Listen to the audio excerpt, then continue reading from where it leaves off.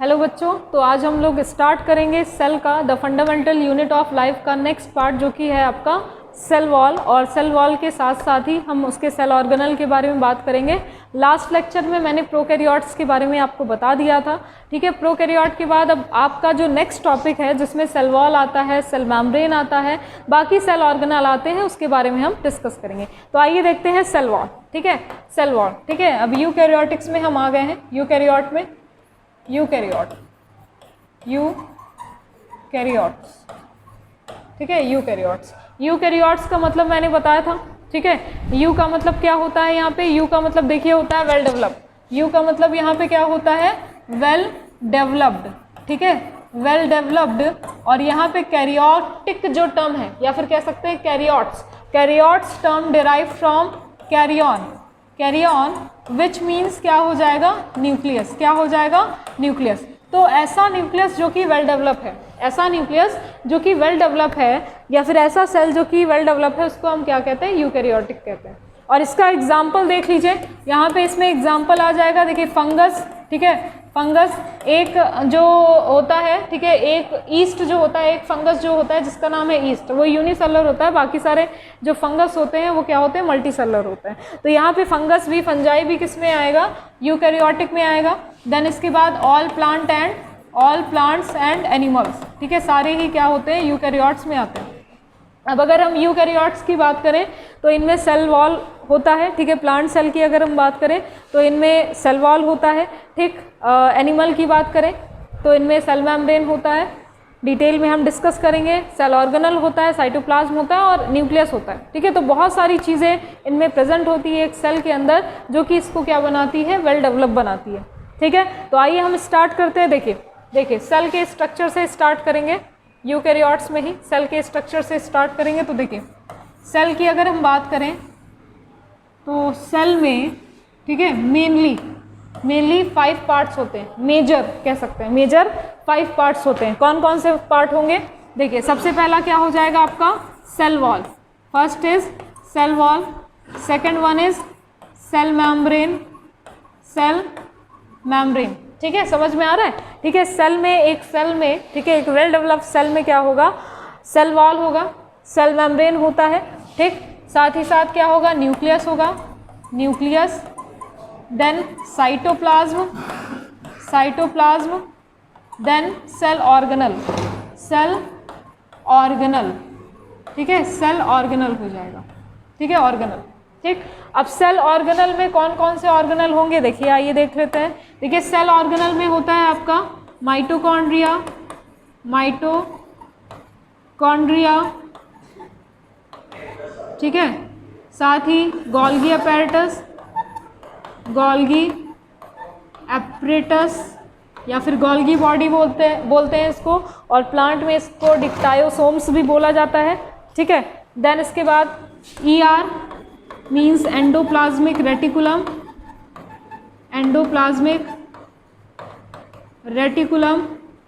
ठीक है। साथ ही राइबोसोम, ठीक है, राइबोसोम। देन सेंट्रियोल, ठीक है, सेंट्रियोल की प्रेजेंस दोनों में नहीं होती, प्लांट और एनिमल में नहीं होती, एक ही में होती है, वो मैं आपको बताऊंगी, ठीक है। तो यहाँ पे देखिए mitochondria, Golgi apparatus, endoplasmic reticulum, ribosome, centriole. इसके अलावा भी होता है, देखिए आगे लाइसोसोम, ठीक है, परऑक्सीसोम एटसेट्रा, ठीक है। आगे भी मैं सारे ऑर्गेनल्स के बारे में और भी है, उसके बारे में मैं डिटेल में आपको बताऊंगी। तो यहाँ पे देखिए सेल का जो स्ट्रक्चर है, ठीक है, एक यूकैरियोट की अगर हम बात करें तो ये सेल वॉल होता है, इसमें सेल मेम्ब्रेन होगा, न्यूक्लियस प्रेजेंट होगा, साइटोप्लाज्म होता है और सेल ऑर्गेनल होता है। सेल ऑर्गेनल में बहुत सारे पार्ट्स होते हैं, सेल के अंदर का ऑर्गन, ठीक है। तो जो कि क्या बनाता है? इसको पूरा एक कंप्लीट, एक वेल डेवलप्ड सेल बनाता है, जिसमें माइटोकॉन्ड्रिया अलग फंक्शन होता है, अलग स्ट्रक्चर होगा, Golgi apparatus, endoplasmic reticulum, ribosome होगा, सेंट्रियोल होता है, लाइसोसोम होता है, परऑक्सीसोम होता है, ये सारे सेल ऑर्गेनल प्रेजेंट होते हैं। तो सबसे पहले हम बात कर लेते हैं किसकी? सबसे पहले हम बात करेंगे सेल वॉल की। तो आइए देखते हैं, ठीक है, इसको आप नोट कर सकते हैं, ठीक है, नोट कर लीजिए। तो आइए पहले हम देख लेते हैं इसका एक छोटा सा स्ट्रक्चर देखेंगे ताकि आपको इजीली समझ में आए। तो ये देखिए क्या है, ये देखिए सेल है, ठीक है, ये सेल है, ठीक। प्लांट सेल होगा तो उसका शेप अलग होता है, मैं बताऊंगी इसको। सेल के अंदर क्या है, न्यूक्लियस है, ठीक। यहाँ पे ये न्यूक्लियस है, ये सेल है। सेल का बाहर का जो मेम्ब्रेन होता है इसको हम क्या कहते हैं, सेल मेम्ब्रेन, ठीक। अब इसी के साथ देखिए यहाँ पे ध्यान दीजिएगा, इस न्यूक्लियस से अटैच क्या होता है, एंडोप्लाज्मिक रेटिकुलम होगा। देखिए ER है, सभी एक छोटे से सेल में सभी ऑर्गेनल्स फिटेड होते हैं इजीली, ठीक। ये ER है। देन ER के नीचे ही क्या होता है, ER के नीचे क्या होता है, देखिए गोल्गी अपैरेटस होता है, गोल्गी अपैरेटस होता है, ठीक है। साथ ही साथ देखिए माइटोकॉन्ड्रिया मैं बता दे रही हूँ, ये देखिए ऐसा कुछ माइटोकॉन्ड्रिया होगा, आपको नज़र आएगा इसमें। ये देखिए माइटोकॉन्ड्रिया हो गया, ठीक, माइटोकॉन्ड्रिया। देन ये क्या है आपका, सेंट्रियोल हेल्प करता है किसमें, सेल डिवीजन में हेल्प करेगा, ठीक है, समझ में आ रहा है। अब इसके बाद देखिए राइबोसोम, ठीक, राइबोसोम, ये देखिए ये क्या है, राइबोसोम है, राइबोसोम, ठीक है। देन इसके बाद देखेंगे आप यहाँ पे ये कुछ इस तरह से क्या होता है, लाइसोसोम प्रेजेंट होता है, लाइसोसोम। तो इस तरह से क्या होता है, एक सेल में ये सेल ऑर्गेनल, सारे सेल ऑर्गेनल क्या होते हैं, प्रेजेंट होते हैं। और एक फ्लूइड होता है, ठीक है, फ्लूइड होता है पूरे सेल के अंदर, ठीक है, फ्लूइड होता है। फ्लूइड को हम क्या कहते हैं, साइटोप्लाज्म कहते हैं। इसके फ्लूइड को क्या कहेंगे, साइटोप्लाज्म बोलेंगे। साइटो का मतलब सेल है और प्लाज्म कहीं पे भी अगर टर्म आता है तो इसका मतलब क्या है, लिक्विड। तो सेल के अंदर का लिक्विड क्या कहलाएगा, सेल के अंदर का लिक्विड साइटोप्लाज्म कहलाएगा। इसी तरह से न्यूक्लियस के अंदर भी लिक्विड होता है। न्यूक्लियस के अंदर का जो लिक्विड होता है, उसको हम कहते हैं न्यूक्लियोप्लाज्म, ठीक है, न्यूक्लियोप्लाज्म। सेल के अंदर का लिक्विड है साइटोप्लाज्म और न्यूक्लियस के अंदर का जो लिक्विड है इसको कहेंगे न्यूक्लियोप्लाज्म, ठीक है, न्यूक्लियोप्लाज्म कहेंगे, ठीक है। साथ ही साथ यहाँ पे अंदर क्या होता है, अंदर प्रेजेंट होता है इसका जेनेटिक मटेरियल, ठीक है, जेनेटिक मटेरियल ये प्रेजेंट होता है, जेनेटिक मटेरियल DNA, ठीक है, DNA RNA जेनेटिक मटेरियल, ठीक। तो देखिए इसी तरह से क्या होता है, ईजिली इस तरह से पूरा जो सेल के अंदर का जो ऑर्गेनल होता है वो इस तरह से क्या होता है, प्रेजेंट होता है, ठीक है। आप नोट कर सकते हैं, नोट कर लीजिए या फिर स्क्रीनशॉट ले लीजिए। तो आइए सबसे पहले स्टार्ट करते हैं हम सेल वॉल, ठीक है, सेल वॉल के बारे में देखेंगे। आइए नेक्स्ट स्लाइड पे देखिए, सेल वॉल, सेल वॉल, ध्यान दीजिएगा, cell wall only present in plant cell, ठीक है। सेल वॉल जो होता है वो प्लांट सेल में ही प्रेजेंट होता है, ठीक है, प्लांट सेल हो गया, बैक्टीरिया हो गया, उनमें प्रेजेंट होता है। ये एनिमल सेल्स में नहीं होता, ठीक है, बैक्टीरिया वगैरह में बट होता है। तो यहाँ पे देखिए सेल वॉल की अगर हम बात करें तो सेल वॉल का जो कॉम्पोजिशन होता है उसके बारे में बात कर लेते हैं। सेल वॉल प्रेजेंट होता है पहले किसमें, सेल वॉल प्रेजेंट होगा प्लांट सेल में, ठीक, प्लांट सेल में और फंजाई में, ठीक, फंजाई में, ठीक। अब हम बात करें, हाँ देखिए प्लांट सेल और फंजाई में, प्लांट सेल की अगर हम बात करें तो इस प्लांट सेल में इसका जो कॉम्पोजिशन होता है वो क्या होता है, पॉलीसैकेराइड, पॉलीसैकेराइड। और फंजाई की अगर हम बात करें तो फंजाई में ये बना होता है किससे, काइटिन से, ठीक है, काइटिन। अब देखिए पॉलीसैकेराइड क्या है और काइटिन क्या है, ठीक।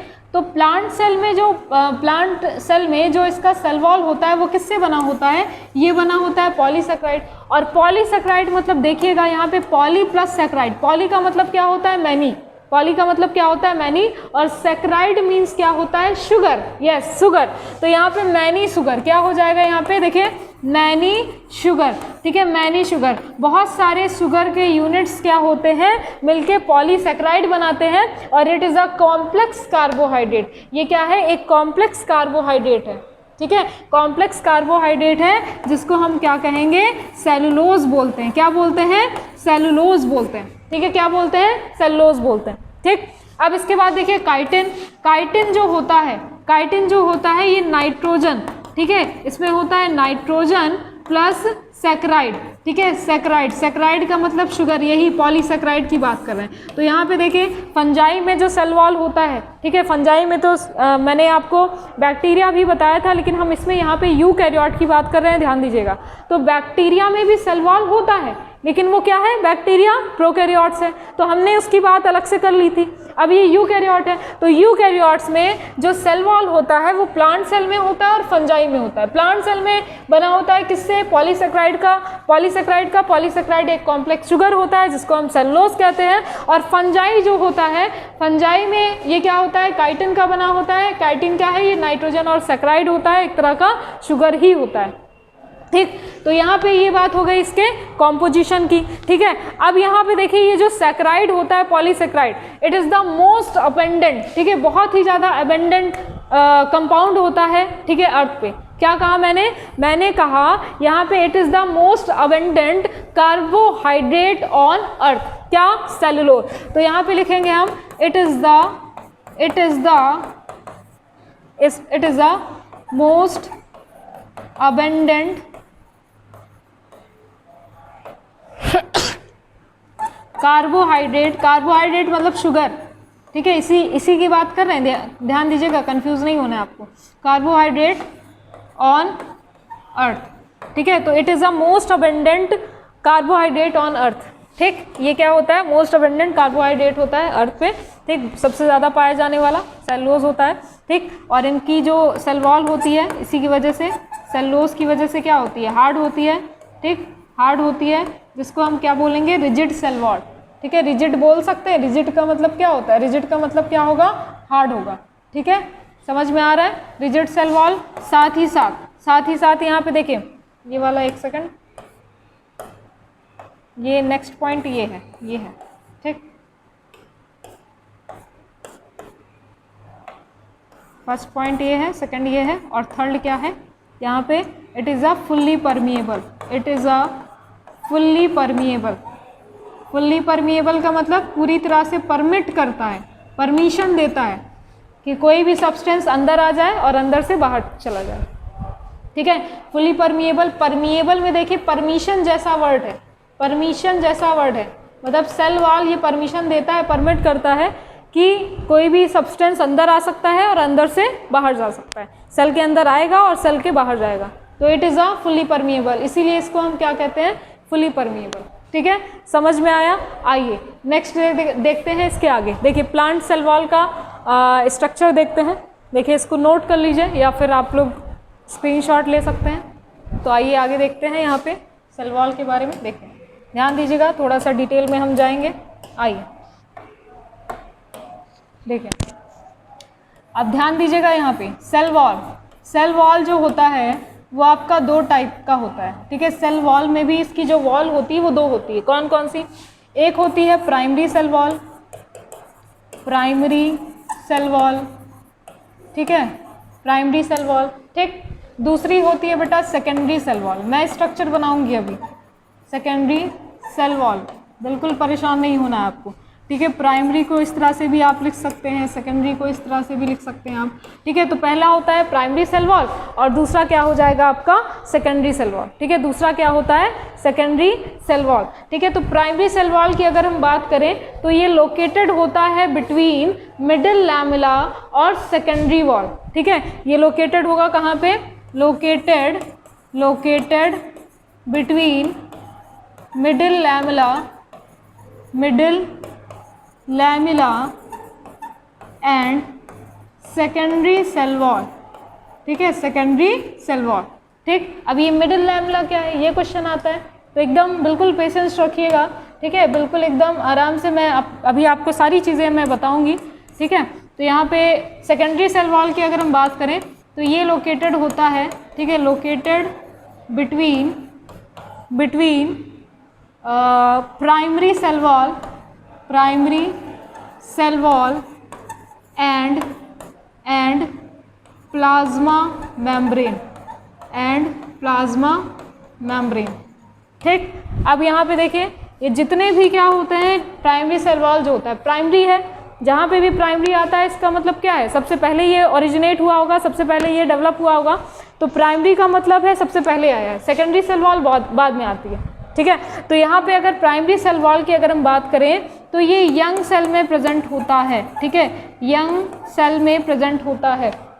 समझ में आ रहा है, ठीक है, पॉइंट आप समझ पा रहे हो ये, ठीक है। तो यहाँ पे ये प्रेजेंट होता है यंग प्लांट सेल में, यंग प्लांट सेल में, ठीक है, यंग प्लांट सेल में। और यहाँ पे ये प्रेजेंट होगा क्या, ओल्ड में, ठीक है, ओल्ड मतलब या फिर कह सकते हैं मैच्योर प्लांट सेल में, ठीक। आगे आ जाइए।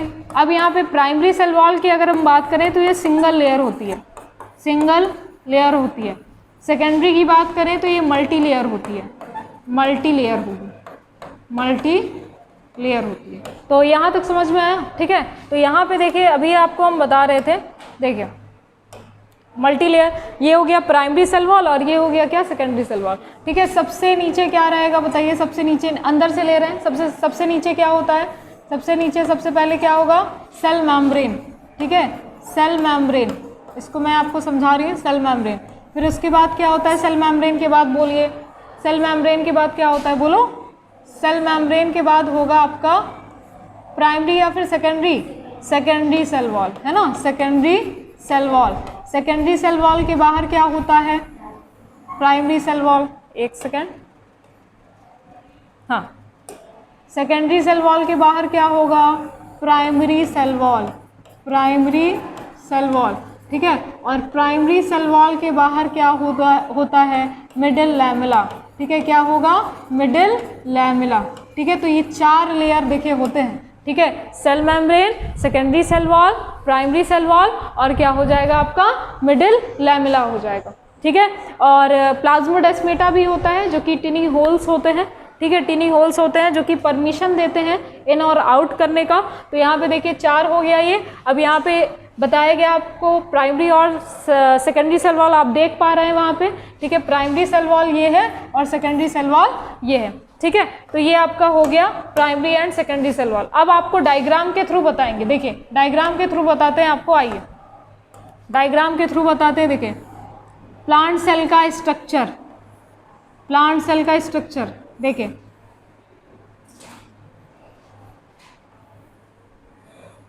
बहुत ही ध्यान से आपको देखना है।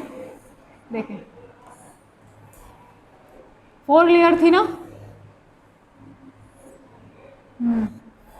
जरूरी नहीं है कि 4 ही लेयर बनाइए आप उसको अपने तरीके से दिखा सकते हैं। ये देखिए बनाने का तरीका थोड़ा सा देख लीजिए कैसा बन रहा है।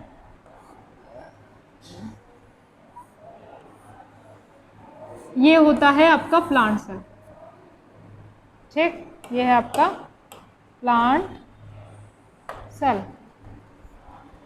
ठीक। अंदर क्या होता है, अंदर होता है एक बड़ा सा स्ट्रक्चर जिसको कहते हैं वैक्यूल, और ये छोटा सा न्यूक्लियस थोड़ा सा साइड में होता है, ठीक है।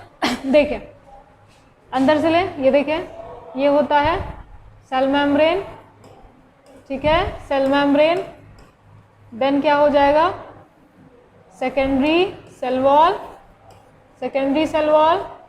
देन ये क्या हो जाएगा आपका primary cell wall, primary cell wall. और ये हो जाएगा आपका प्लाज्मोडेस्माटा, प्लाज्मोडेस्माटा, डेस्मेटा, ठीक, प्लाज्मोडेस्माटा।